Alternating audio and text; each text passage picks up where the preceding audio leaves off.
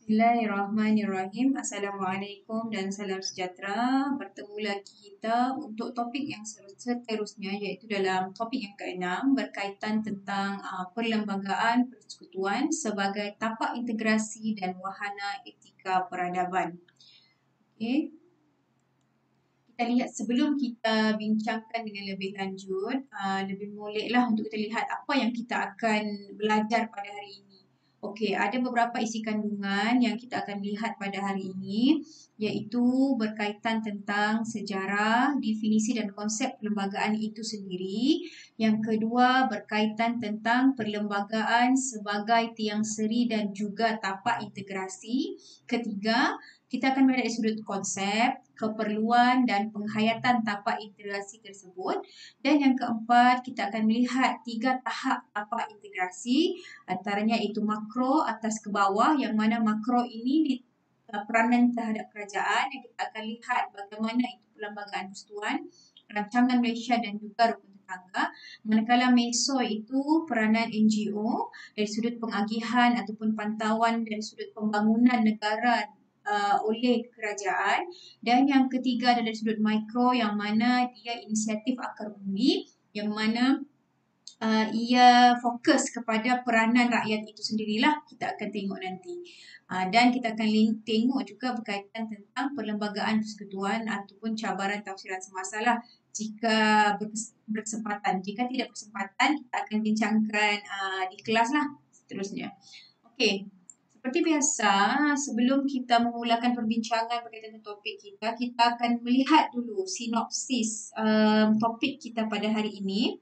Dan kalau kita lihat di sini, tapak integrasi ini adalah sebuah ruang abstrak dan ruang nyata di mana pelbagai pihak ataupun kelompok masyarakat itu, termasuklah tidak kisahlah dari sudut etnik, agama, parti politik, badan bukan kerajaan dan sebagainya yang berada di Malaysia, yang mempunyai perbezaan dari sudut etika dan peradaban dan bertemu dan berikhtiar mencari persetujuan ataupun titik pertemuan secara aman dan harmoni.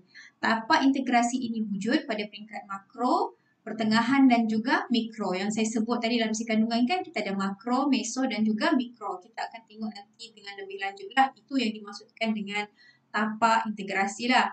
Dan kita faham hampir semua rakyat masyarakat hampir semua masyarakat dunia menjadikan perlembagaan, sama ada perlembagaan itu berbentuk tertulis ataupun pelbagai lah kan, menjadikan ia sebagai satu wahana ataupun jalan lah ataupun pertemuan wahana untuk kita mengurus dan menghayati kemajuan etika dan peradaban dalam sesebuah negara.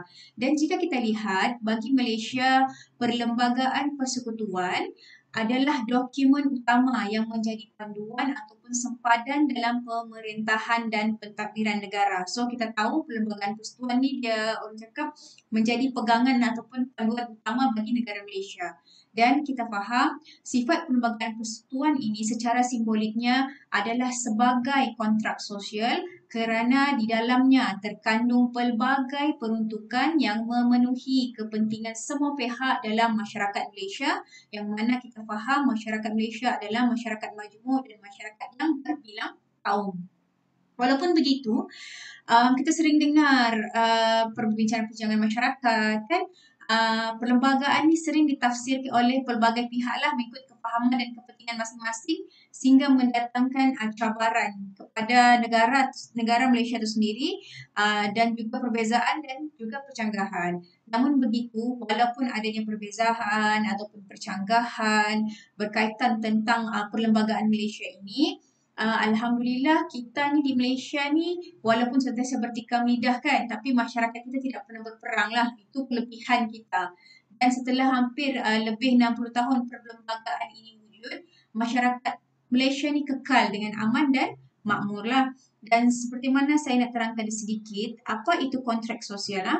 Kontrak sosial ini merupakan teori atau model dalam falsafah politik lah yang menekankan mengenai hubungan antara asal-usul sesebuah masyarakat, iaitu dengan tampuk kekuasaan ataupun tampuk kerajaan yang memerintah dalam sesebuah negara terhadap individu dalam masyarakat tersebut. Itu dimaksudkan dengan kontrak sosial.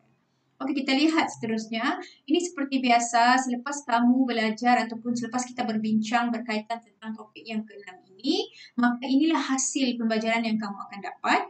Yang pertama sekali, kamu dapat menjelaskan apakah itu konsep apa integrasi dalam kehidupan bermasyarakat di Malaysia itu secara khususnya. Dan kedua, kamu dapat menjelaskan latar belakang sejarah Perlembagaan Persekutuan sebagai tapak integrasi utama negara Malaysia. Dan yang ketiga, kita dapat menganalisis perkara-perkara asas dalam perlembagaan persekutuan dan memberi perhatian kepada aspek apa integrasi. Dan yang keempat, kita dapat menghuraikan apakah definisi-definisi ataupun konsep perlembagaan sebagai asas etika dan peradaban di Malaysia. Dan yang kelima, kita dapat menganalisis sedikitlah isu semasa berkaitan tentang perlembagaan Malaysia. Dan yang terakhir sekali, kita dapat menghuraikan apakah cabaran-cabaran yang dihadapi oleh masyarakat ataupun negara sendiri dalam mempertahankan perlembagaan persekutuan ini sebagai tapak integrasi dan juga wahana etika peradaban. Okey. Kita akan lihat, seterusnya kita akan pergi. Ini sebenarnya adalah disebut sebagai ringkasan je lah, ringkasan yang mungkin saya akan terangkan lebih lanjut nanti. Kalau kita lihat di sini, dalam slide ini dia mengatakan tapak integrasi ini adalah sebuah ruang abstrak dan ruang nyata di mana pelbagai pihak ataupun kelompok masyarakat yang berbeza etika dan peradaban bertemu dan berikhtiar mencari persetujuan atau titik pertemuan secara aman dan harmoni. Yang maksudnya lebih jejak macam kita lihat di Malaysia sekarang. Ini selepas kemerdekaan lah kan, kita tahu kita ada pelbagai kaum dari sudut China, India, Malaysia dan kita ada juga pribumi, contohnya orang asli, kita ada Sabah dan Sarawak. So, semua kaum ini yang berbeza peradaban, berbeza etnik, berbeza budaya, mencari satu persamaan. Tapi kita tidak adalah pergaduhan ataupun maksudnya peperangan kan dalam kita nak mencari orang cakap tapak integrasi. Sebab tapak integrasi ni dia secara harmoni lah, aman dan harmoni. Dan tapak integrasi ini kita boleh bahagikan kepada 3 iaitu dari sudut makro, atas ke bawah, dari sudut meso, bawah ke atas, dari sudut mikro iaitu inisiatif akar umbi. Seperti mana saya terangkan tadi, makro ini merujuk kepada kerajaan ataupun kita boleh tekankan di sini yang kita bincang sekarang adalah berkaitan tentang perlembagaan lah, yang mana kita akan ketahui apakah dimaksudkan dengan perlembagaan, apakah definisi dan konsep perlembagaan, sejarah dan garis waktu gubalan perlembagaan persekutuan, bagaimana perlembagaan persekutuan Malaysia tu dia boleh terjadi ataupun ada sehingga sekarang. Dan kita akan melihat juga kerangka asas perlembagaan persekutuan dan kita akan melihat juga dari sudut cabaran dia. Dan dari sudut meso ni, bawah ke atas adalah bantuan daripada badan bukan kerajaan ataupun NGO yang berada di Malaysia. Mana NGO ini ia menjadi matalah kepada government untuk melihat sejauh mana government ini melaksanakan tugas ataupun kerajaan ini melaksanakan tugas mereka. Dan orang cakap badan kerajaan NGO ini juga adalah sangat penting di Malaysia disebabkan mereka ni menjadi orang utama yang membantu dalam apa-apa juga keadaan secara sukarela lah. Dan yang ketiga kita akan lihat dari sudut mikro iaitu inisiatif akar umbi sendiri, bagaimana peranan rakyat dalam melestarikan atau mengekalkan tapak integrasi itu. Kita akan lihatlah nanti secara lebih lanjut. Kita lihat berkaitan tentang kita lihat dekat slide yang number berapa sudah tu? Slide yang ke-6. Kita akan tahulah apakah itu tapak integrasi. Macam saya cakap tadi, tapak integrasi ni adalah wahana sosial lah. Maksudnya wahana sosial di sini ni adalah berkaitan tentang perantaraan perhubungan sosial yang mewujudkan identiti nasional dalam kumpulan yang terpisah dari segi budaya, lokasi dan sosial dalam sebuah unit politik ataupun dalam sebuah unit negara itu sendirilah. Itu yang dimaksudkan dengan tapak integrasi. Dan kita akan lihat juga apa apakah ciri-ciri tapak integrasi? Okey, antara ciri-ciri tapak integrasi ada 6 ciri yang perlu kita ingat dan tahu. Antaranya adalah yang pertama, mesti ada sebuah ruang sosial. Dia bersifat abstrak dan nyata. Yang kedua, dia ada satu titik pertemuan untuk kelompok-kelompok strategik. Macam saya cakap tadi kan, kita ni banyak kelompok ataupun etnik yang berbeza. Yang ketiga, ia ada proses pertemuan berasaskan 3 prinsip iaitu tawar-menawar, perundingan dan pengantaraan. Inilah yang digunakan sehingga hari ini dalam orang kata kita mengekalkan keharmonian di Malaysia itu sendiri. Dan yang keempat adalah ada tapak yang diinstitusikan, ada tapak yang tidak diinstitusikan. Dan yang kelima, ada yang kita nampak dalam konsep tapak integrasi ini, dalam tapak integrasi di Malaysia ini, ada yang berjaya dan ada juga yang tidak berjaya lah. Dan yang keenam adalah usaha membina tapak integrasi yang mana ia diteruskan dan menuju ke arah penyatu paduan. Itu yang penting sebenarnya. Dalam konsep integrasi ini, selain dia menjadi wahana sosial, yang paling penting yang kita ingin capai adalah penyatu paduan antara kaum semua di Malaysia.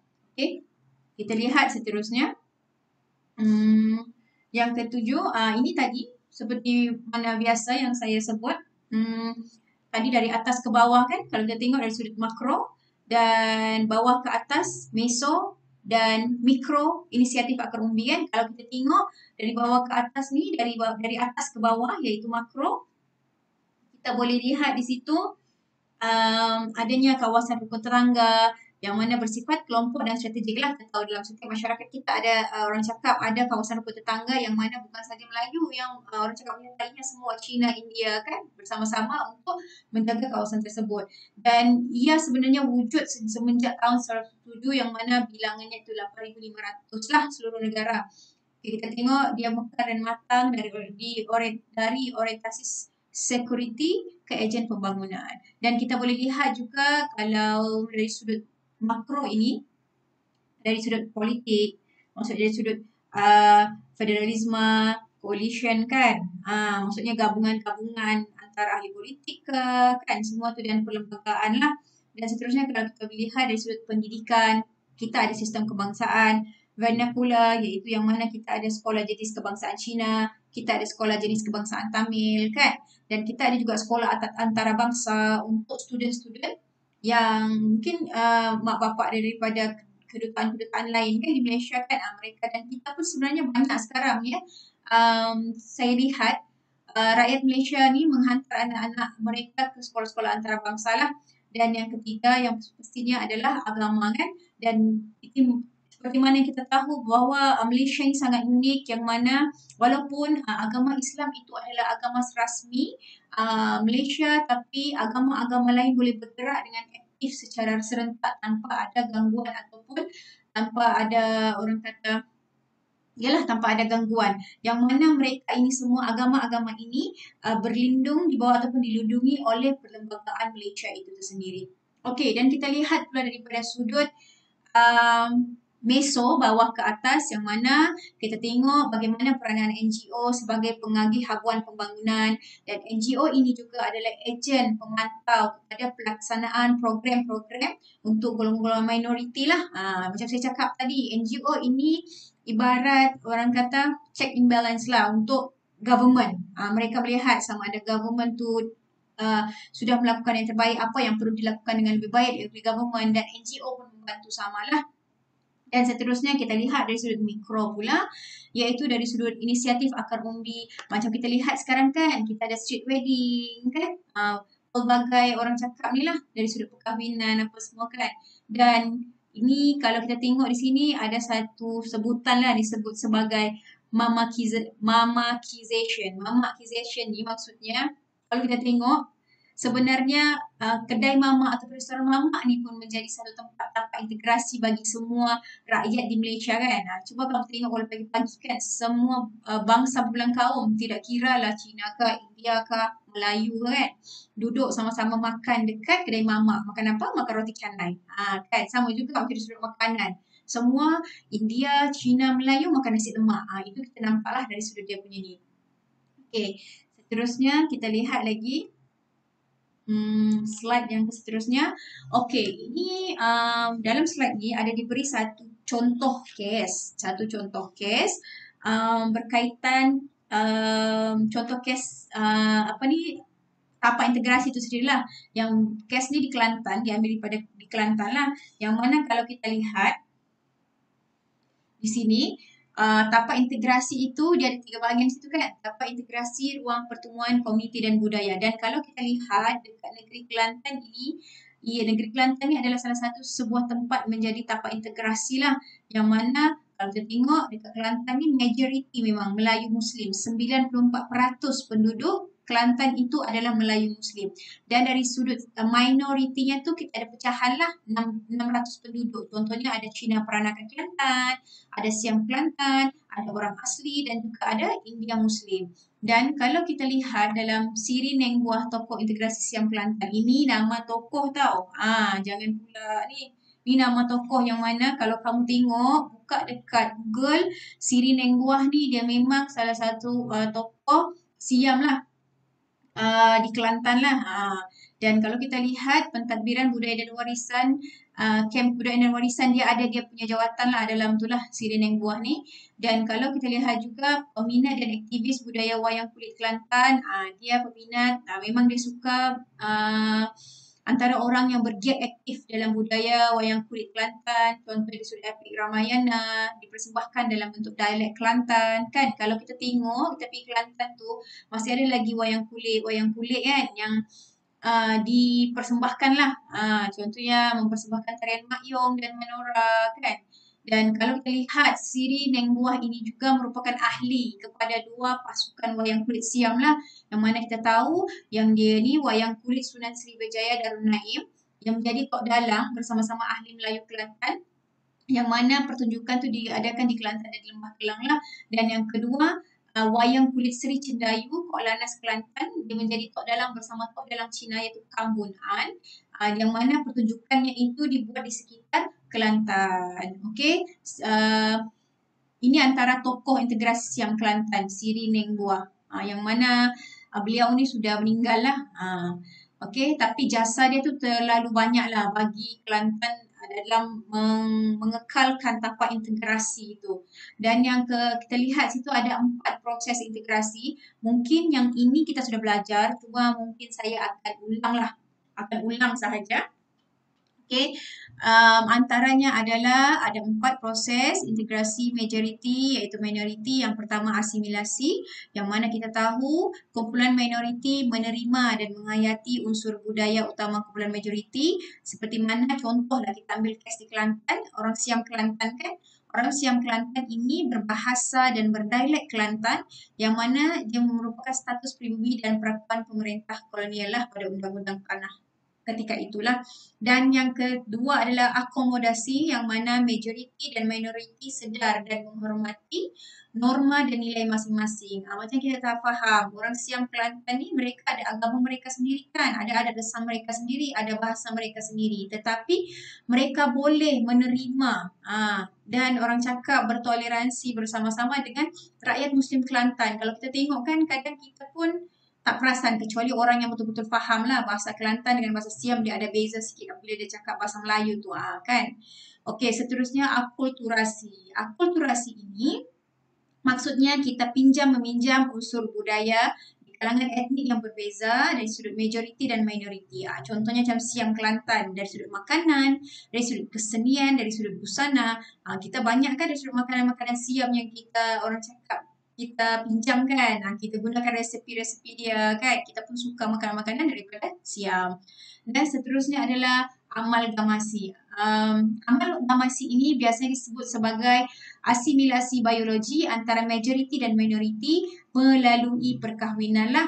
Macam kita cakap perkahwinan campur tu berlaku antara anak watan Kelantan dan juga orang luar macam Siam lah di Kelantan. So mereka itulah disebut sebagai amalgamasi ataupun asimilasi dalam bentuk biologi. Okey. Ini serba sedikit contoh kes lah yang berkaitan tentang tapak integrasi.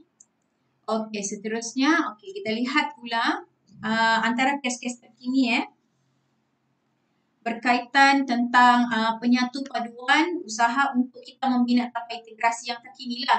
Dia ada dua contoh terkini. Yang ni kamu boleh cari dekat internet, memang kalau buka kamu tahu kes-kes ni. Okey, contohnya kita cakap ICET.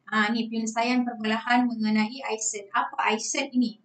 Kita kena faham, ICET ni adalah convention antarabangsa yang mewarisi asas penting daripada deklarasi sejagat lah berkaitan tentang hak asasi manusia 1948, dan orang cakap secara sejarahnya tu dia divisi, maksudnya dimaksudkan sebagai hak asasi yang dibentuk beracuan pemahaman barat tu sendirilah, yang mana kalau kita tengok ada satu dalam surat khabar saya tengok ada ni kan Prof Syam Rahayu dia memberi komentar lah berkaitan tentang ICET ni, nanti kamu boleh tengok. Okey, ICET ni kita kena faham, dia adalah konvensyen antarabangsa mengenai pembasmian diskriminasi kaum yang dibuat oleh Barat lah. Dan kalau kita lihat kenapa ICET ini tidak boleh dilaksanakan, ataupun sebenarnya banyak negara-negara lain yang sudah menandatangani ICET ni, tapi Malaysia tidaklah. Dan kenapa dan tetapi ada beberapa masyarakat ataupun orang di Malaysia ni minta lah, masyarakat Malaysia ni minta kita tanda tangan lah ICET tu. Dia kata sebab ICET ni merupakan baguslah untuk macam untuk menjaga hak apa semua kan. Tapi sebenarnya kalau kita lihat yang sebenar-benarnya, dia akan mengganggu ataupun mengganggu perlembagaan Malaysia tu lah. Banyaklah perkara-perkara yang akan bertindih di situ. Contohnya lah ya, menurut Prof Syam Rahayu dia kata macam gini. Peruntukan artikel 1/4 Konvensyen Antarabangsa ini mengenai penghapusan segala bentuk diskriminasi kaum ICET dilihat bercanggah dengan beberapa perkara dalam perlembagaan persekutuan. So kita akan lihat apakah yang bercanggah di sini. Okey. Kalau kita lihat, ICET ni dia boleh memberi kesan negatif kepada hak keistimewaan orang Melayu dan anak negeri Sabah dan Sarawak. Selain itu juga dia memberi kesan negatif kepada kedudukan Islam dan juga tanah reserve Melayu dan juga tanah adat Bumi Putera. Dan yang paling penting kita kena tahu, ICET ni turut bercanggah dengan perkara 89 yang mana membabitkan tanah reserve Melayu itu sendiri, yang mana menurut Prof Syam Rahayu, dia yakin tiada tempoh masa ditetapkan untuk peruntukan tu. Okey. Dan kita tahu ICET ni juga turut bercanggah dengan perkara 8 yang mengehadkan Regimen Askar Melayu kepada orang Melayu. Kita tahu itu antara kenapa Malaysia tidak menandatangani ICET ini. Sebab kita sebenarnya dekat Malaysia sendiri kita sudah ada satu perlembagaan yang cukup lengkap lah, maksudnya untuk masyarakat Malaysia, dan memang untuk kaum, maksudnya untuk masyarakat kita. Tidak perlu kita untuk menandatangani ICET ni lagi kan. Sebab bagi kita perlembagaan kita pun dah cukup istimewa dan memang menepati apa yang dikehendaki oleh masyarakat. Sebab bukan senang tau membuat perlembagaan Malaysia ni. Nanti kita akan tengok bagaimana perjalanan sampailah boleh terjadinya perlembagaan persekutuan ni kan. Dia bukan senang-senang untuk dibincangkan, dan kita faham sebab Malaysia ini adalah negara majmuk, negara yang pelbagai, dan perlembagaan itu sendiri telah memberikan hak-hak kepada semua masyarakat di Malaysia ini tanpa ada diskriminasi. Okey, dan kedua kita lihat juga bagaimana berkaitan tentang konflik kuil sivil Maha Mariamah Subang Jaya. Okey, kita tahu kan kita pernah dikejutkan pada tahun 2018, 19, 2021, 2021. Okey, 4 tahun dah lah kan, berkaitan kes Muhammad Adib bin Muhammad Kasim kan, pegawai bomba yang mana ia meninggal ketika ia bertugas kan masa tu kan untuk inilah dekat kuil tu. Dan kita faham kes ini sebenarnya berlaku disebabkan insiden rusuhan berkaitan tentang kuil Seri Maha Mariamah ni lah. Dia merupakan insiden rusuhan yang telah berlaku selama 2 hari dari 26 hingga 27 November 2018, yang mana dia berlaku itu di tapak kuil tapak kuil Seri Mahamariamman Sivil dan juga kawasan sekitar di USJ 25 Subang Jaya, Petaling Jaya, Selangor lah. Dan kita faham, kita kena tahu kenapa rusuhan ini berlaku. Rusuhan ini berpunca daripada perselisihan faham, iaitu antara pihak kuil dan juga pihak pemaju. Pemaju yang nak ni tanah tu lah, iaitu One City Development. Dalam isu pemindahan kuil ni lah, dia nak pindahkan kuil tu sebab dia nak buat satu pembangunan lah kat situ kan. Dan mengakibatkan daripada orang cakap rusuhan tu mengakibatkan kerosakan harta benda awam dan juga kematian seorang anggota bomba yang sehingga kini belum ada lagi apa-apa jawapan lah sebab apa dia ni tu kan. Kita doakanlah mudah-mudahan tertegaklah hak untuk arwah Muhammad Adib ni dan Muhammad Kasim bin Muhammad Kasim ni kan. So kita tidak maulah ada berlakunya begini. Dan daripada sini kita boleh faham sepatutnya kita as rakyat Malaysia kita kena memahami kedudukan tempat keramat agama dalam konteks pendekatan analisis tri konsep ya, struktur, sejarah dan juga biografi. Okey. Yang kedua, kita kena tengok antara realiti sejarah dan juga tuntutan semasa. Itu antara dua kes lah yang kita boleh tengok dari sudut ISET dan juga dari sudut konflik kuil sivil Mahamariamman ni lah. Okey. Kita lihat yang seterusnya, slide yang seterusnya. Sekejap. Okey, kita lihat kepada slide yang ke berapa tu? Slide yang ke-10. Kan? Slide yang ke-10. Berkaitan tentang pengenalan perlembagaan persekutuan. Okey. Perlembagaan persekutuan ini merupakan undang-undang penting untuk mengawal tingkah laku masyarakat lah, dan ia menyediakan garis panduan kelakuan masyarakat. Kita kena tahu yang itulah. Dan dalam perlembagaan persekutuan ini, dia juga merupakan undang-undang asas pembinaan etika dan tamadun. Yang mana perlembagaan persekutuan adalah undang-undang yang tertinggi dan menjadi sumber rujukan kepada semua masyarakat, tidak kira government ke, raja-raja pun mereka berpandukan kepada perlembagaan persekutuan. Dan kita faham dan kita tahu seperti apa yang kita cakap tadi, perlembagaan persekutuan ni memang menyediakan ruang tapak integrasi. Okey, dan tapak integrasi inilah menjadi wahana etika dan peradaban bagi Malaysia sehingga kini. Okey, kita lihat apakah yang dimaksudkan dengan undang-undang.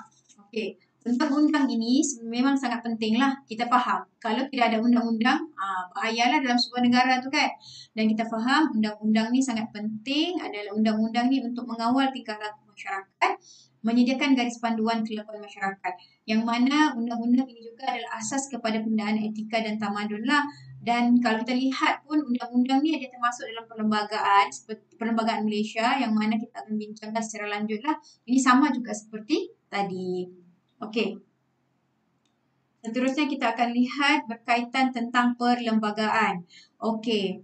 Perlembagaan ini berperanan sebagai panduan bagi pembentukan undang-undang sama ada di pihak kerajaan ataupun rakyatnya, yang mana kita tahu perlembagaan ini merupakan satu dokumen yang mengandungi semua susunan peraturan dan undang-undang dasar atau formula yang menyatakan tugasan kuasa-kuasa awam di dalam sesebuah negara yang mana dibahagikan dan digunakan. Dan kita lihat juga perlembagaan ini merupakan satu set peraturan tentang hak, kuasa dan prosedur serta tanggungjawab pihak yang mengawal dengan memandu hubungan antara satu autoriti dengan autoriti yang lain dan juga antara autoriti dengan rakyat awam. Okey, itu adalah dimaksudkan dengan perlembagaan. Okey, seterusnya kita akan lihat pula definisi dan konsep perlembagaan. Okey, definisi dan konsep perlembagaan ini, kita faham perlembagaan ini adalah kumpulan peraturan berkaitan tentang pentadbiran sesebuah negara, yang mana perlembagaan ini menjadi tiga institusi menjagalah. Perlembagaan ini mencipta tiga institusi pentadbiran negara, iaitu perundangan yang kita selalu belajar dalam pentadbiran, perundangan, badan eksekutif dan juga badan kehakiman. Okey, dan perlembagaan ini mempunyai peruntukan berkaitan kuasa dan peranan ketiga-tiga institusi yang saya sebut tadi itulah, yang badan perundangan, badan eksekutif dan juga badan kehakiman. Dan pada masa yang sama, perlembagaan juga meletakkan had kepada kuasa ketiga-tiga badan tersebut. Maksudnya, contoh yang saya sebut tadi, badan perundangan, badan eksekutif dan juga badan kehakiman tidak boleh melebihi perlembagaan persekutuan. Apa-apa pun keputusan mestilah dirujuk bersama dengan perlembagaan persekutuan dan dia tidak boleh bercanggah dengan perlembagaan persekutuan lah. Okey, seterusnya kita akan lihat yang slide yang keberapa sudah tu ya, slide yang ke-14. Slide yang ke-14 berkaitan tentang perlembagaan dalam konteks Malaysia. Okey. Jika kita lihat, perlembagaan persekutuan ini adalah, macam saya cakap tadi, adalah sebuah dokumen yang bertulis yang mana ia menjadi simbol kemerdekaan dan kedaulatan negara lah.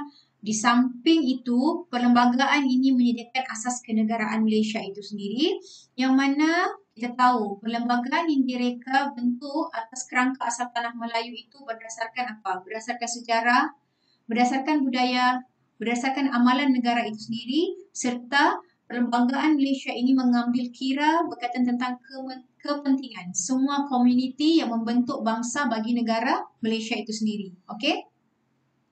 Dan kita tahu dan kita mesti faham bahawasanya perlembagaan persekutuan ini adalah berasaskan kontrak sosial, bukanlah orang cakap berasaskan orang cakap syok sendiri ke tidak. Sebab kita mempunyai orang cakap beberapa perbincangan beberapa jalan untuk sampailah kita boleh buat perlembagaan Malaysia ni. Bukan mudah lah, ini satu perkara yang bukan mudah. Dan kita tahu perlembagaan persekutuan ini yang diluluskan melalui pengesahan undang-undang berasaskan kepada Perjanjian Persekutuan Tadang Melayu 1957. Okey, perlembagaan persekutuan ini mengambil kira kepentingan semua komuniti yang membentuk bangsa bagi negara dan ia mempunyai ada 131 memorandum lah. Okey, dan kita lihat perlembagaan persekutuan yang diluluskan melalui pengesahan undang-undang berasaskan kepada Perjanjian Persekutuan Tanah Melayu 1997. Dia ada 15 bahagian, 183 perkara dan 13 jadual. So, sebenarnya kalau boleh, setiap rumah mesti ada satu buku berkaitan tentang perlembagaan Malaysia untuk kita tengok, untuk kita hayatilah, kita tahu apakah itu perlembagaan Malaysia kan, apakah yang terkandung di dalamnya. Okey. Dan seterusnya, perjanjian ini ditandatangani pada 5 Ogos 1997 yang mana ia diwakili oleh Yang Maha Mulia Baginda Queen dengan raja-raja bagi negeri-negeri lah. Perjanjian untuk persekutuan ni lah, perlembagaan persekutuan ni. Dan perlembagaan persekutuan ini adalah sebuah manifestasi kesetiakawanan, penerimaan dan persefahaman sehingga membentuk integrasi dalam kalangan komuniti. Itu yang kita kena faham. Kan? Dia memanifestasikan inilah kesetiakawanan, penerimaan dan persefahaman. Sebab kita yang berbincang untuk ni perlembagaan ni bukan orang cakap satu kaum saja tapi pelbagai kesemua kan. Okey, seterusnya persefahaman ini dianggap sebagai kontrak sosial demi kepentingan hak serta warisan asal negara. Okey, seterusnya kita lihat pula kepada slide berkaitan tentang ketertinggian perlembagaan persekutuan. Okey, kita tahu ya di Malaysia tidak ada institusi yang boleh mengatasi ketertinggian perlembagaan persekutuan seperti saya cakap tadi. Walaupun ada 3 institusi tu kan, perundangan, legislatif kan. Dengan ni semua tu tiga-tiga tu tidak boleh. Perundangan, kehakiman, eksekutif tu tidak boleh melebihi ketinggian perlembagaan persekutuan.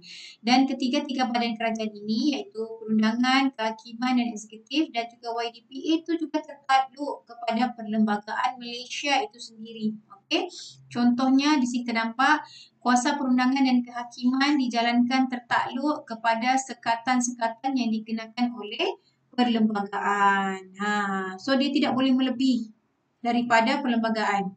Dan undang-undang persekutuan atau negeri mengenai suatu perkara boleh diisytiharkan tidak sah oleh mahkamah jika undang-undang itu bercanggah dengan perlembagaan persekutuan, yang mana kita tahu perkara 4/1 Perlembagaan Malaysia adalah undang-undang utama persekutuan, dan apa undang-undang yang diluluskan yang berlawanan dengan perlembagaan Malaysia adalah terbatal setakat mana yang berlawanan. Okey, seterusnya kita lihat kepada ni. Okey, kita lihat yang ni ya. Nanti kita akan tengok satu ni, sejarah dan garis waktu gubalan. Ni penting sikit lah macam mana. Sekejap saya tengok jap. Ini dah masuk yang slide number berapa. Sekejap Okay. Sejarah dan waktu. Okey, sejarah dan garis waktu gubalan ini slide yang ke-16 kan. Okey. Nanti kita akan terangkan secara lanjut. Sebenarnya dia ada pecahan-pecahan slide dia lah. Nanti saya akan terangkan secara lanjut, yang mana kita boleh tengok di sini bahawasanya di situ ada undang-undang sebelum ketangan penjajah, adanya Malayan Union, sebelum ni Persekutuan Tanah Melayu 1948, ada kerjasama etnik iaitu CLC, ada pilihan raya yang pertama, ada parti perikatan kan, maksudnya gabungan lah, semua gabungan antara kaum. Lepas tu adanya Suruhanjaya Perlembagaan, Suruhanjaya RIT, lepas tu ada Jawatan Kuasa Kerja, dan barulah ada pengisytiharan perlembagaan. Okey. Ini antara pergerakan sejarah lah, bagaimana sampainya ada perlembagaan persekutuan tu lah. Ini boleh tengok sendiri lah. Maksudnya kita ada pilihan raya pertama kan, adalah pada tahun 1995. Lepas tu ada lantikan Suruhanjaya Perlembagaan. Lepas tu jawatan kuasa untuk mengkaji draft pertama ditubuhkan pada tahun 1997. Lepas tu disahkan, diluluskan dalam Majlis Perundangan Persekutuan kan. Ni ada persidangan London pada 1956. Lepas tu ada Suruhanjaya RIT. Lepas tu dibuat lagi untuk draft kedua. Barulah kita tengok diterima oleh negeri-negeri. Okey, kita tengok kepada. Okey. Ini adalah yang macam kita sebut tadi lah. Yang pertama sekali itu undang-undang sebelum kedatangan penjajah. Kita tahu undang-undang sebelum kedatangan penjajah ini. Kita lihat sekejap Undang-undang sebelum kedatangan penjajah. Sekejap saya lihat sekejap. Okey, kita lihat undang-undang sebelum kedatangan penjajah. Yang mana kalau kita lihat undang-undang yang ada yang seperti Hukum Kanun Melaka, Undang-Undang Laut Melaka, Batu Busran Terengganu, yang mana semua undang-undang ini membuktikan bahawasanya telah wujud sistem pemerintahan yang tersusun sebenarnya di Tanah Melayu. Walaupun kita tidaklah menggunakan istilah perlembagaan tu, tapi kita sudah ada undang-undang sebenarnya. Sebelum tu lagi, sebelum orang cakap Tanah Melayu dijajah lah, sebelum kedatangan penjajah. Dan kita kena tahu juga sebelum kedatangan penjajah ini, kita mempraktikkan itu Islamic law, undang-undang Islam dan juga law of the land lah, maksud di sini undang-undang negara ataupun negeri-negeri tersebut lah. Macam kita cakap Melaka ada undang-undang dia sendiri, Terengganu ada undang-undang dia sendiri kan. Okeylah. Okey, seterusnya yang mana keadaan ini juga menjelaskan sistem perlembagaan dan pentadbiran yang tersusun tersebut itu telah wujud sebelum kedatangan penjajahan British lagi. Bukannya masa datang British baru kita punya sistem tersusun, tapi sebelum tu lagi kita memang dah ada undang-undang. Okey. Dan kalau kita lihat semasa pentadbiran British tu, ada dah 2 buah negara yang telah membuat perundangan mereka sendiri ataupun perlembagaan mereka sendiri, iaitu negeri Johor dan negeri Terengganu, yang mana pada ketika itu pada tahun 1895 dan juga pada tahun 1911. Kan kita nampak sebenarnya bukanlah tiba-tiba ada perlembagaan tu, tapi maksudnya kita dah ada tu. Undang-undang tu datang lagi sebelum kedatangan penjajah kan. Okey, kita akan lihat di sini Malayan Union. Ini sebenarnya kita orang cakap refresh balik lah ilmu yang kita telah belajar tu kan, berkaitan tentang Malayan Union lah. Okey, kita akan lihat ada 3 bahagian di sini. Kita akan lihat kenapa punca Malayan Union itu diperkenalkan, dan apakah ciri-ciri Malayan Union, dan ketiga, kenapa berlakunya penentangan terhadap Malayan Union ni lah.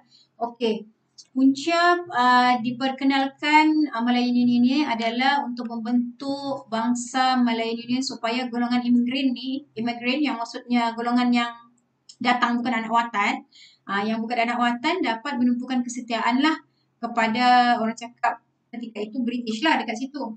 Dan kalau kita tengok kita dalam kenapa berlakunya adanya Malayan Union ini adalah pada ketika itu British ingin mengawal kuasa politik Melayu yang pada ketika itu bekerjasama dengan Jepun, dan juga yang ketiga adalah untuk menjimatkan perbelanjaan negeri Selat, negeri Melayu bersekutu dan negeri Melayu tidak bersekutu, mereka gabungkanlah. Okey. Dan yang keempat untuk menjamin penguasaan British terhadap sumber ekonomi tanah Melayu, iaitu dari sudut pengeluaran biji timah dan juga getah. Pada ketika itu memang antara orang cakap sumber pendapatan yang ni adalah biji timah dan getah lah paling besar lah ketika itu.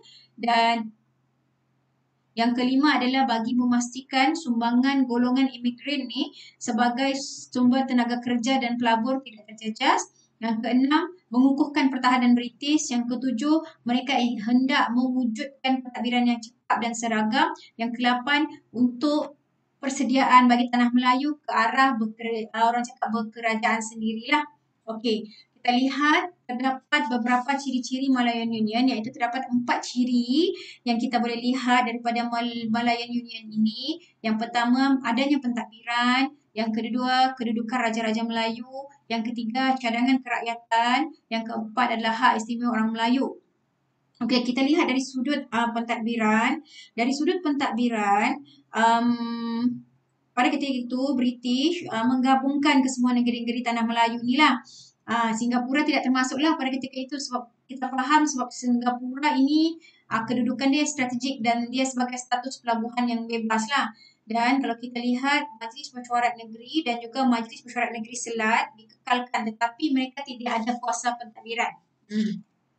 Dan seterusnya, pentadbiran Malayan Union ini diketuai oleh seorang governor. Kita kena ingat tu ya, governor Malayan Union, dan kedaulatannya terletak di tangan Raja England ketika itu.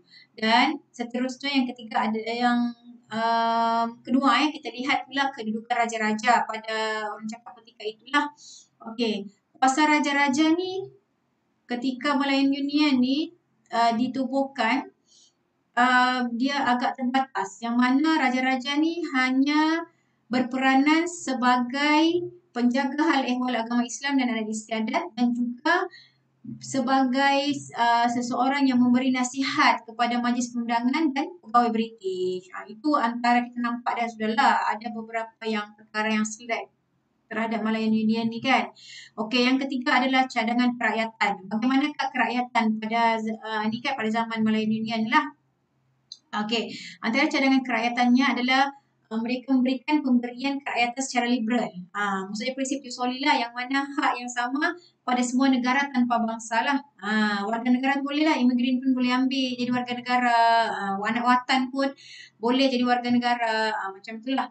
Dan seterusnya adalah hak keistimewaan orang Melayu, yang mana kalau kita tengok pada masa zaman Malayan Union ini ditubuhkan, keistimewaan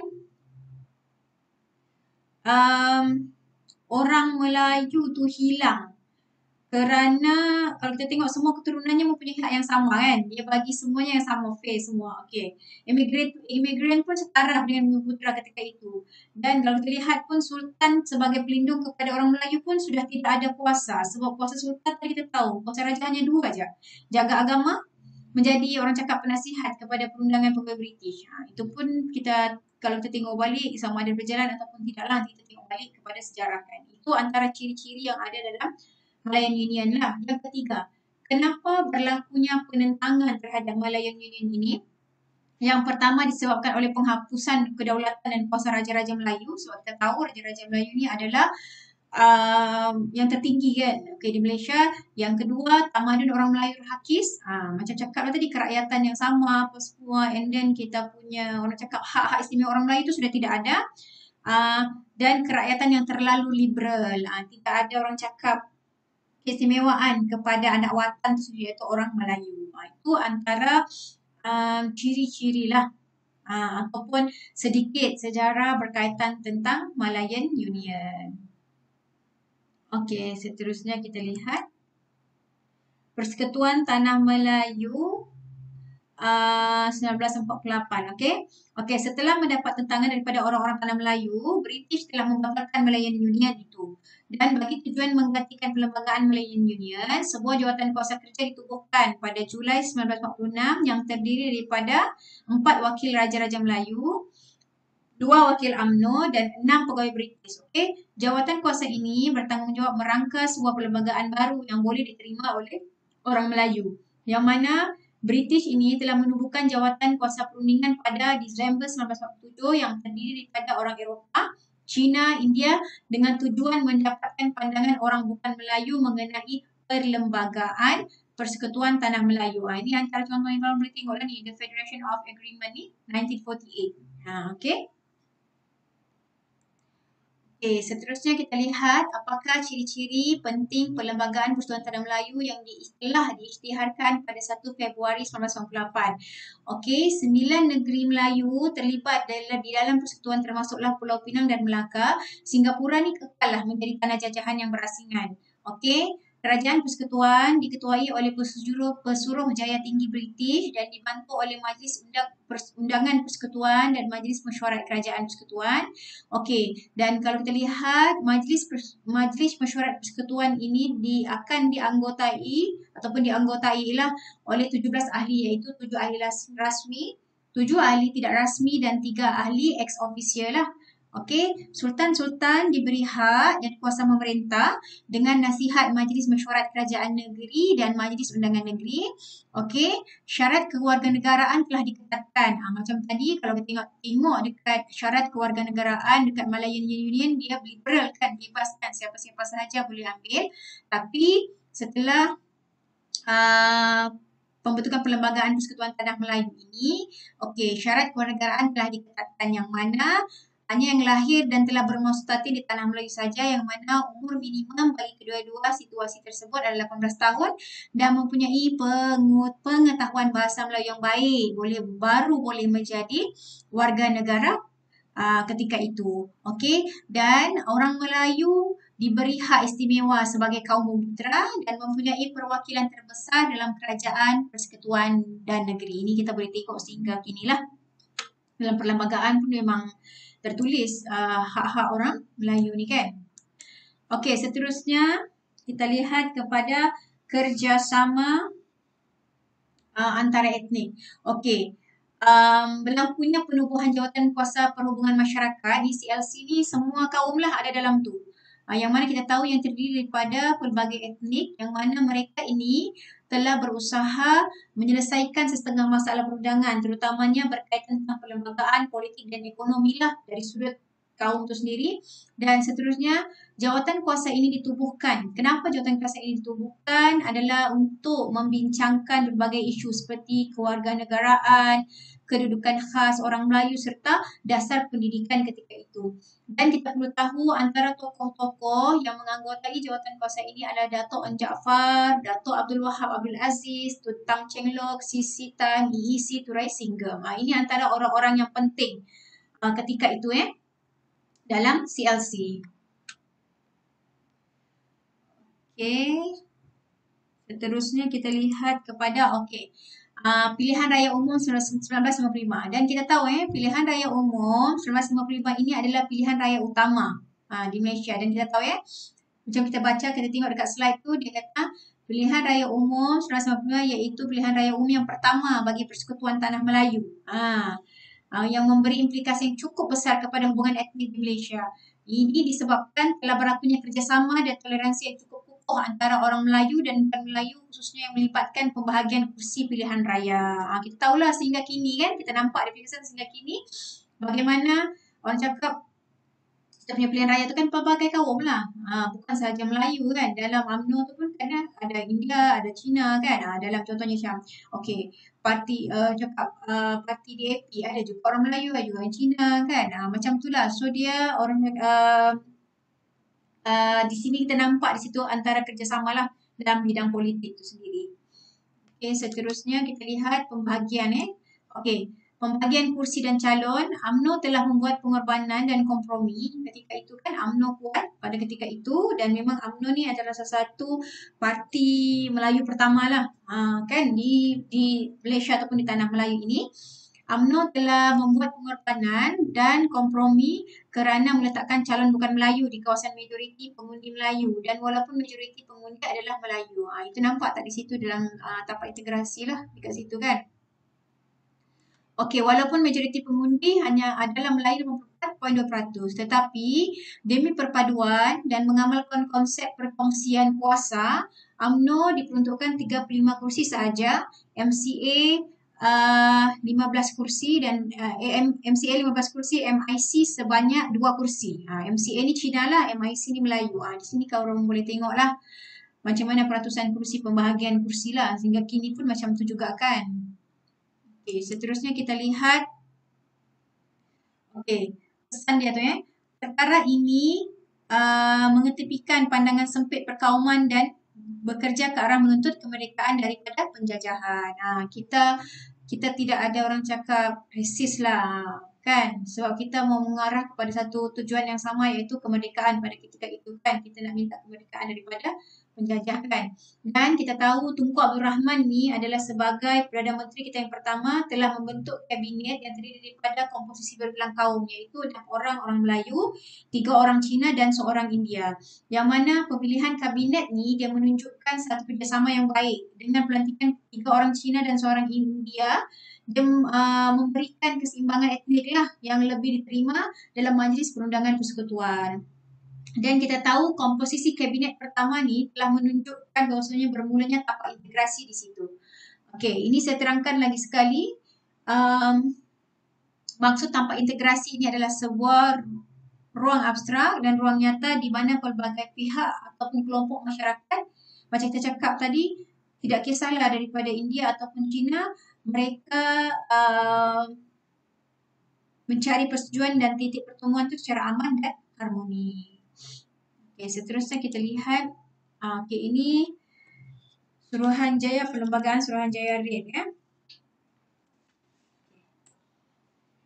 Okey, Suruhanjaya Perlembagaan ni, Red ni lah, Suruhanjaya Red lah senang Suruhanjaya Red ni merupakan sebuah Suruhanjaya bebas yang mana penubuhannya diperkenan oleh Baginda Ratu dan Raja-Raja Melayu bagi merangka perlembagaan bagi Persekutuan Tanah Melayu yang merdeka lah pada ketika itu.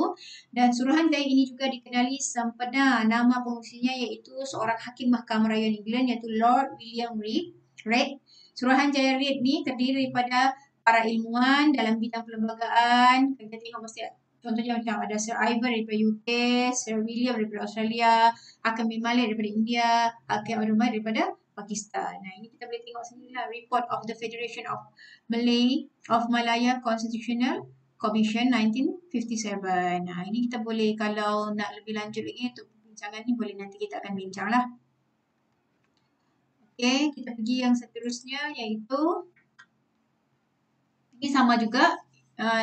Ni antara anggota-anggota yang orang cakap orang-orang penting yang menganggotai Suruhanjaya Red lah, yang mana ia dipengurusikan oleh Hakim Lord William Red, iaitu daripada England dan maka barulah berlangsungnya adanya Perlembagaan Persekutuan Tanah Melayu 1957. Okey, seterusnya kita akan tengok berkaitan tentang terma lantikan Suruhanjaya Perlembagaan Persekutuan Perlembagaan Suruhanjaya Red lah ya. Okey. Sini kita akan lihat di situ dia ada satu kerakyatan yang mana ia menjamin kedudukan orang-orang Melayu dan kepentingan sah komuniti lain, menjamin kedudukan Raja-Raja Melayu. Ini parlimen yang mempunyai 2 dewan kan, kita tahu kan, Dewan Rakyat dan juga Dewan Negara, dan negara persekutuan dengan tumpuan kuasa kepada kerajaan persekutuan. Itu antara isi kandungan yang ada dalam Suruhanjaya Perlembagaan Red lah, Suruhanjaya Red lah. Okey, dan ini kita boleh lihat kerangka asas Perlembagaan Persekutuan. Yang ni kerangka asas dia, kita kena tahu ada 1, 2, 3, 4, 5, 6, 7, ada 8. Okey, pertama negara persekutuan, kedua Islam sebagai Islam agama bagi persekutuan, perlembagaan undang-undang yang tertinggi, perlembagaan sebagai undang-undang tertinggi, adanya elemen warisan kewarganegaraan yang sama, kebebasan hak asasi lah, human right, pindaan perlembagaan dan perkara subversif dan darurat. Ini kita akan bincangkan satu persatu lah. Okey. kita pergi kepada negara persekutuan. Okey, negara persekutuan ini mempunyai perlembagaan berdiri sendiri, mesti ada perkongsian daulat, negeri-negeri diberi kuasa autonomi sebagaimana dipersetujuilah dan mempunyai layanan sama rata antara negeri-negeri dan perlembagaan ditafsir oleh mahkamah tertinggi. Okey, seterusnya Islam sebagai agama persekutuan. Islam sebagai agama persekutuan, kita tengok ya, Islam mestilah menjadi agama persekutuan, Islam dan raja, Islam dan Islam urusan negeri. Islam ni dia mesti dibawa ni raja lah, dengan raja kita tahu kan, dan Islam ni adalah urusan negeri-negeri kan. Okey, Islam ni bermula dari sejarah ataupun warisan dan tradisi. Kita boleh nampak bagaimana kemasukan Islam ke tanah Melayu itu sendiri, yang mana yang seterusnya dia ada perundangan, ada pelaksanaan dan pentadbiran Islam sendiri menurut perlembagaan lah. Dan seterusnya ada maksudnya walaupun Islam ini merupakan agama persekutuan, tapi agama-agama lain bebas untuk menganut ataupun untuk menjalankan agama mereka lah. Tidak ada paksaan Okey. Seterusnya kita lihat di situ dari sudut perlembagaan persekutuan undang-undang tertinggi. Sekejap saya tengok takut salah. Okey, perlembagaan persekutuan undang-undang tertinggi, yang mana kita tengok perkara 4/1, semua undang-undang yang bercanggah dengan perlembagaan adalah tidak sah seperti mana yang saya sebutkan tadi yang kita telah bincang, dan perlembagaan adalah menjadi rujukan pertama sebagai sumber perundangan dan pentadbiran. Okey, semua polisi atau dasar pentadbiran negara hendaklah selaras dengan perlembagaan dan tidak boleh bercanggah dengan mana-mana peruntukan perlembagaan. Dan kita tahu perlembagaan kita ni juga, perlembagaan persekutuan ini termasuk dalam buku negara yang ketiga, iaitu keluhuran dan perlembagaan. Okey, seterusnya kita lihat kepada elemen warisan. Elemen warisan ini dirujuk sebagai elemen asal ataupun tiang seri perlembagaan persekutuan lah, yang mana ia merujuk ada dua perkara berkaitan tentang elemen asal dan telah sekian lama menjadi pengenalan ataupun identiti bagi negara tersebut. Yang kedua, tradisi yang dikekalkan dalam perlembagaan dengan peranan tertentu. Dan kita tahu seringkali elemen warisan ini seringkali dirujuk sebagai tiang seri perlembagaan ataupun elemen asal lah. Dan di sini kita boleh tengok ada 4 lah di situ dalam perlembagaan ini kalau tengok elemen warisan. Yang pertama perkara 32, 38, 70, 71, 181. Perkara-perkara ni saya tidak akan terangkan dengan lebih lanjut lah. Nanti kita boleh tengok satu-satu. Apa itu perkara 32, apa itu perkara 38 kan. Yang ia berkaitan tentang institusi beraja lah. Raja-raja negeri, YDPA, Majlis Raja-Raja. Okey, perkara 3, 11/4, 12/2 iaitu berkaitan tentang agama Islam. Perkara 152 berkaitan tentang bahasa Melayu. Perkara 153 keistimewaan Melayu dan kepentingan sah komuniti lain. Itu antara elemen warisan lah. Okey, kita lihat yang seterusnya iaitu berkaitan tentang kewarganegaraan. Okey, bahagian 3 perlembagaan persekutuan ini ada mencatatkan berkaitan tentang peruntukan yang digandingkan dengan keistimewaan orang Melayu. Dan kita kena tahu ada 4 cara untuk mendapatkan kewarganegaraan. Yang pertama sekali adalah melalui operasi undang-undang, yang mana kita tahu dalam perkara dia dalam perkara 14 dia ada kurungan 1A dan kurungan ada kurungan 1A dengan kurungan 1B kalau saya tidak silap. Nanti saya tengok balik Okey, kurungan 1A yang mana kalau kita tengok kewarganegaraan ini melalui kuasa undang-undang yang mana bagi orang yang lahir sebelum Hari Malaysia lah. Itu dari sudut undang-undang. Dan perkara 14/1B, kewarganegaraan melalui kuasa undang-undang bagi orang yang lahir pada ataupun selepas Hari Malaysia. Itu melalui operasi undang-undang. Dan manakala yang kedua adalah melalui pendaftaran kewarganegaraan yang menyentuh pada perkara ke-15 dan ia tertaluk kepada perkara 18 yang mana apabila permohonan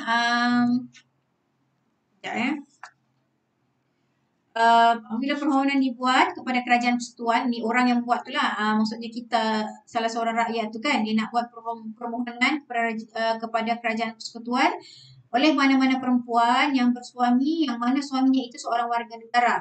Maka perempuan itu berhak didaftarkan sebagai warga negara jika perkahwinannya itu sahlah dari sudut undang-undang. Lepas tu sah dari sudut undang-undang lah. Maksudnya maka perempuan itu berhak didaftarkan sebagai warga negara jika jika perkahwinan itu masih wujud dan suaminya itu seorang warga negara pada permulaan bulan Oktober 1962. Ini antara orang cakap macam mana cara untuk inilah meminta kewarganegaraan dari sudut pendaftaran. Kalau contohnya wanita tu bukan warga negara Malaysia kan, tapi suami dia warga negara Malaysia, dia boleh memohon jugalah dari sudut pendaftaran. Yang ketiga adalah dari sudut naturalisasi. Okey. Naturalisasi ini disebutkan dalam perkara 19 yang kita tengok perkara 19/1 ini menunjukkan bahawasanya seseorang yang berumur lebih daripada 20 tahun dan bukan warga negara Malaysia, dia boleh memohon kewarganegaraan Malaysia tersebut melalui kemasukan dengan syarat lah. Macam kita tengok sekarang ni kan, contohnya pemain bola sepak Johor kan, Liridon Krasniki tu yang mendapat kewarganegaraan secara naturalisasi. Itu antara contoh-contohnya lah. Dan seterusnya adalah melalui gabungan wilayah yang ini disebutkan dalam perkara 22. Okey, menurut perkara 22 tu, jika sesebuah wilayah baru dimasukkan ke dalam Malaysia selepas Hari Malaysia iaitu 16 September 1963, Parlimen boleh melalui undang-undang menentukan warga negara wilayah itu yang akan menjadi warga negara Malaysia atas sebab hubungan mereka dengan wilayah itu dan tarikh mulanya mereka akan menjadi warga negara. Itu dari sudut gabungan wilayah lah. Okey. Dan kita lihat juga bagaimana boleh berlakunya kehilangan warga negara ni lah. Maksudnya kita tidak dapat warga negara. Yang pertama dia ada dua situ lah, kehilangan warga negara. Dia ada dua, dari sudut penolakan dan juga dari sudut penolakan dan juga penuntutan. Okey. Okey, dari sudut penolakan ini yang mana jika seseorang warga negara itu berumur 21 tahun ataupun sudah sempurna akal dan dia adalah warga negara bagi suatu negeri lain atau yang hendak menjadi seseorang warga negara bagi satu negeri lain boleh menolak warga kerakyatan ataupun warga negara Malaysia ni lah. Dan kedua adalah dari sudut pelucutan. Pelucutan ini yang mana seseorang yang telah menjadi warga negara asing, iaitu seseorang yang telah menderhaka terhadap kerajaan semasa peperangan dan seseorang warga negara yang telah membuktikan dia tidak setia kepada negara sama ada melalui percakapan ataupun tindakannya yang boleh mencemarkan keselamatan dan kedaulatan negara, maka ia boleh dilucutkan kewarganegaraan. Okey, seterusnya kita lihat berkaitan tentang kebebasan asasi yang dia termasuk dalam perkara 5 dan 13 Perlembagaan Persekutuan. Yang mana kita tahu kebebasan asasi ini dia merangkumi jaminan kepada hak-hak sivil dan politik seperti hak untuk hidup, kebebasan beragama, kebebasan bersuara, hak kepada pendidikan dan juga hak kepada harta. Okey, dan kebebasan yang tidak mutlak ini antaranya ialah mengambil kira keadaan fabrik masyarakat Malaysia lah, menjaga kedudukan khas orang Melayu dan kepentingan sah komuniti lain dari sudut kewarganegaraan, kedudukan raja dari sudut bahasa Melayu dan juga agama Islam. Okey, kebebasan yang tidak mutlak ini tertakluk kepada ketenteraman dan keselamatan. Sebagai contoh, kita lihat berkaitan tentang kes Mir Atikur Rahman ya dengan Fatimah Sihib yang pada tahun 1997 lah, masa tu kita muda lagi. Kita pun macam tak ni kan, sangat, tapi kes ni juga lah, kes ni sebenarnya pada zaman tu memang top jugalah kan. Yang mana kalau kita tengok dari isu pemakaian serban ke sekolah, yang mana Atikur Rahman ni dia pakai serban di sekolah, tapi pihak sekolah tidak membenarkan untuk dia memakai serban, sehingga benda ni naiklah ke mahkamah untuk perbincangan untuk inilah penyelesaian. Okey, nanti kita boleh tengok lagi lah secara mendalam berkaitan tentang kes Mir Atikur Rahman ni. Okey, seterusnya kita akan lihat berkaitan tentang saya tengok semula takut saya ni berkaitan tentang prosedur pindaan perlembagaan. Prosedur pindaan perlembagaan Okey, kita perlu tahu untuk prosedur pindaan perlembagaan ni. Okey, untuk slide seterusnya ya. Slide ini prosedur pindaan perlembagaan. Lepas tu yang ni 2/3 majlis yang kita akan bincang sama sekali lah dengan yang ni bagaimana untuk memindah perlembagaan. Okey? Okey. Untuk pindaan perlembagaan ini kita kena tahu pindaan perlembagaan ni dia terbahagi kepada dua, iaitu pindaan perlembagaan persekutuan dan juga pindaan perlembagaan negeri. Okey, kita tengok dulu pada pindaan perlembagaan persekutuan. Okey, pindaan perlembagaan persekutuan ini, pindaan perlembagaan ini dibuat sekiranya ada pertambahan ataupun ada pemansuhan kepada sesuatu dasar tersebutlah. Dan kita melihat juga situasi di Malaysia, pindaan perlembagaan ini dilaksanakan tanpa referendum oleh rakyat lah. Perkara-perkara yang boleh dipindah dalam perlembagaan ini dengan persetujuan 2/3 ahli majlis parlimen. Okey? Ada 4 cara yang kita boleh lihat untuk kita memindahkan perlembagaan. Yang pertama, ia mendapat persetujuan lebih daripada 2/3 ahli majlis parlimen dan diperkenan kelulusan yang di-Pertuan Negeri oleh Majlis Raja. Yang kedua, mestilah mendapat persetujuan lebih 2/3 ahli majlis parlimen dan kelulusan yang di-Pertua Negeri Sabah dan Sarawak. Dan yang ketiga, perkara yang memerlukan suara majoriti dalam parlimen. Dan yang keempat, perkara-perkara yang dipindah dengan mendapat persetujuan daripada 2/3 ahli majlis di parlimen. Okey, kita tengok perkara yang boleh dipindah dengan cara satulah. Yang pertama, perkara 14. Ni kan macam di sini kan dia ada sebut kan. Ini apa yang ni? 2/3 dan Majlis Raja-Raja apa tu? Dari sudut hak keistimewaan orang Melayu. Dan sentuh situlah yang boleh pindah hak hak kedaulatan, hal ehwal Islam dan kedudukan bahasa Melayu. Lepas tu kewarganegaraan ini yang berkaitan semua dengan ni lah 2/3 dan Majlis Raja-Raja ni lah. Okey, kewarganegaraan, persempendaan pilihan raya. Ini kalau kita mau tukar, kita kena mendapat dulu perkenan daripada Majlis Raja-Raja 2/3 dan Majlis Raja-Raja. Bukan mudah-mudah lah untuk tukar perlembagaan ni ya. Ni kadang-kadang ada orang cakap senang je cakap. Kita tukarlah perlembagaan ni, tukarlah perkara ni. Bukan semudah itu ya, sebab kita kena faham. Macam kita belajar tadi, perlembagaan ni adalah satu tapak integrasi bagi semua rakyat Malaysia. Okey, 2/3 YDP, 2/3 dan YDP Sabah Sarawak, iaitu dari sudut royalti, kuasa imigresen, kewarganegaraan, dan juga 2/3 sahaja itu yang dari sudut bentuk sumpah dan ikrar, syarat pelantikan senator, tanah rizab Melayu, dan sehingga kini ada 42 pindahan lah telah dibuat. Yang ini kita boleh tengok sendirilah apakah pindahan-pindahan yang telah dibuat dalam perlembagaan. Dan ini kita lihat juga di sini undi 2/3 majoriti pada bacaan kedua dan ketiga dalam Dewan Rakyat dan Dewan Negara. Ini cara dia lah, cara macam mana nak buat pindaan perlembagaan tu serta perkenan Majlis Raja-Raja hendaklah diperolehi dalam proses pindaan perkara di bawah. Ini semua perkara-perkara ni mesti belum mendapat perkenan daripada yang ni tadilah 2/3 majoriti, lepas mesti ada bacaan kedua dan ketiga di Dewan Rakyat dan Dewan Negara. Lepas tu mesti ada perkenan raja-raja. Okey. Okey, seterusnya kita lihat bagaimana orang cakap untuk menangani ancaman keselamatan. Okey, di sini ada 3 perkara yang disebut ancaman keselamatan bagi negara, iaitu subversif, darurat besar dan juga jenayah terancam. Okey, subversif ni apa? Subversif ni adalah satu tujuan untuk melemahkan ataupun memusnahkan sesuatu sistem politik, kerajaan ataupun agama dengan menjalankan aktiviti-aktiviti tertentu secara sulit. Okey, dari sudut darurat besar ni pula. Okey, darurat ini macam sekarang ni lah kan. Kita sekarang dalam proses darurat kan.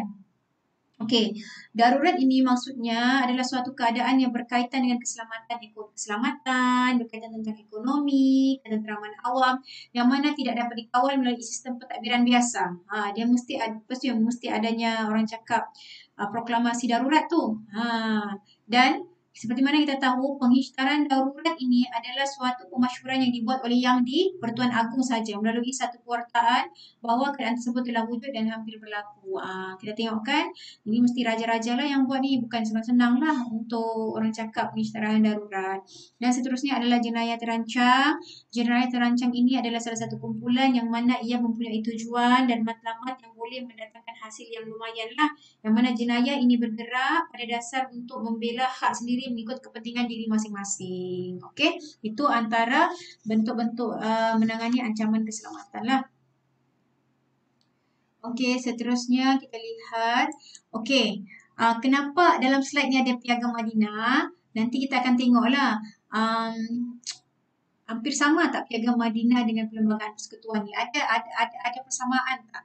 So kita tengok dulu apakah itu kita tengok dulu apakah itu Piagam Madinah kan. Okey, Piagam Madinah ini adalah satu perlembagaan tertulis pertama di dunia. Kita tahu yang itulah ia sebagai panduan untuk membentuk sebuah negara Islam yang berdaulat. Yang mana kita tahu Piagam Madinah ini bukan sahaja membentuk persaudaraan antara Ansar dan Muhajirin, iaitu Ansar yang berada di Madinah dan Muhajirin yang berada di Mekah, orang Mekah lah, tetapi ia juga perpaduan antara orang Islam dengan orang bukan Islam, terutamanya pada ketika itu adalah orang Yahudi yang berada di Madinah. Dan kita kena tahu Piagam Madinah ini mengandungi 47 fasal yang mengarangkumi dua bahagian, iaitu bahagian yang pertama 27 pasal menyentuh hubungan dan tanggungjawab orang Islam sesama Islam, iaitu Muhajirin dan Ansar. Dan bahagian kedua ada 23 pasal bukan 27 pasal. Minta maaf saya salah, 23 pasal Dan bahagian kedua 24 pasal yang membabitkan kaum Yahudi dan tanggungjawab mereka terhadap negara Islam Madinah. Okey. Seterusnya kita lihat apakah yang terkandung dalam Piagam Madinah. Okey, untuk fasa pertama mereka melakukan pembentukan ummah.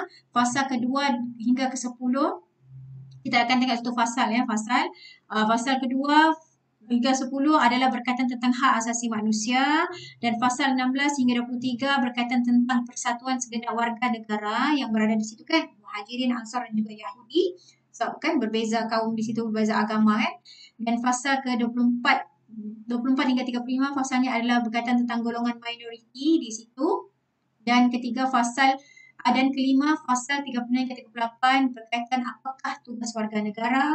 Dan keenam fasal 42 44 berkaitan tentang pemimpin negara, dan fasal 39 41 berkaitan tentang melindungi negara. Ni antara orang cakap kandungan-kandungan yang terdapat dalam Piagam Madinah. Okey, apakah prinsip-prinsip Piagam Madinah ini? Kita akan lihat daripada sumber. Seperti mana memang kita tahu bahawasanya Piagam Madinah ini bersumberkan Al-Quran dan As-Sunnah, yang mana sumber utama dalam perundangan negara ketika itulah negara di Madinah lah. Macam kita cakap juga macam Madinah, macam negara kita pun Al-Quran dan Sunnah kan, agama Islam kan kita punya ni. Dan kita lihat kalau pemimpin tertinggi pada ketika itu adalah Nabi Muhammad SAW, yang mana ia menjadi pemimpin masyarakat ketika itu. Dan hak dan tanggungjawab rakyat dalam pertahanan negara juga dicatatkan, dan adanya tanggungjawab bersama, iaitu rakyat dan pemerintah bertanggungjawab menegakkan keadilan dan membenteras kezaliman, dan adanya kebebasan beragama, yang mana hak kebebasan beragama tidak diketepikan dalam Piagam Madinah yang memang kita sudah tengok tadi kan. Okey, seterusnya adalah tanggungjawab negara terhadap bukan Islam, termasuk memberi jaminan keselamatan dan adanya kebebasan bergerak, terutamanya kepada golongan Muhajirin yang menjadi sebahagian penduduk Madinah, dan adanya aspek tauhid di dalam Piagam Madinah itu, yang mana dalam Piagam Madinah kita mengakui hanya satu Tuhan sebagaimana yang terkandung dalam fasal 22, 23, 43 dan 47 dan dari sudut mengekalkan adat di situ ada pelestarian dan meraihkan adat yang baik bagi kaum-kaum Madinah. Ini memang banyak persamaan ataupun kesamaan dalam orang cakap perlembagaan Malaysia Okey, yang seterusnya yang terakhir sekali berkaitan tentang Piagam Madinah, implikasi dan pelaksanaannya. Dan kita lihat Madinah ini telah menjadi negara Islam yang pertama yang mana ia telah menyatukan ummah dalam segi pembangunan politik, ekonomi dan juga sosial. Dan kita lihat ia dapat membuktikan aspek agama dan politik itu tidak boleh dipisahkan. Dalam kita punya kehidupan seharian lah. Dan jika kita lihat juga undang-undang Islam ini telah dijadikan asas kepada negara dan berjaya mewujudkan keadilan sosial dan pendamaian sejagat. Di dalam Piagam Madinah ini juga perlunya ada ketaatan kepada Allah dan Rasul. Okey? Dan kalau kita lihat krisis kepimpinan di Madinah berjaya diselesaikan dengan adanya Piagam Madinah dan kedudukan politik ketika itu ataupun kedudukan politik Islam semakin kukuh dengan adanya Piagam Madinah ini, dan setiap warga negara bertanggungjawab menjaga keharmonian dan keamanan negara, yang mana kedudukan Rasulullah SAW pada ketika itu sebagai ketua negara amat dihormati oleh setiap golongan masyarakat, dan baginda ini memperlihatkan bahwasanya baginda menjadi seorang negarawan yang terbilang dalam orang yang kita tengok dalam Piagam Madinah yang dibuat oleh baginda Nabi SAW tersendiri. Okey, untuk hari ini itu sahaja perbincangan kita berkaitan topik yang keenam. Jika ada apa-apa permasalahan ataupun kurang faham berkaitan tajuk ini, boleh terus bertanya dengan saya ataupun kita berbincang di dalam kelas nanti. Okey, itu sahaja. Terima kasih. Assalamualaikum warahmatullahi wabarakatuh dan salam sejahtera.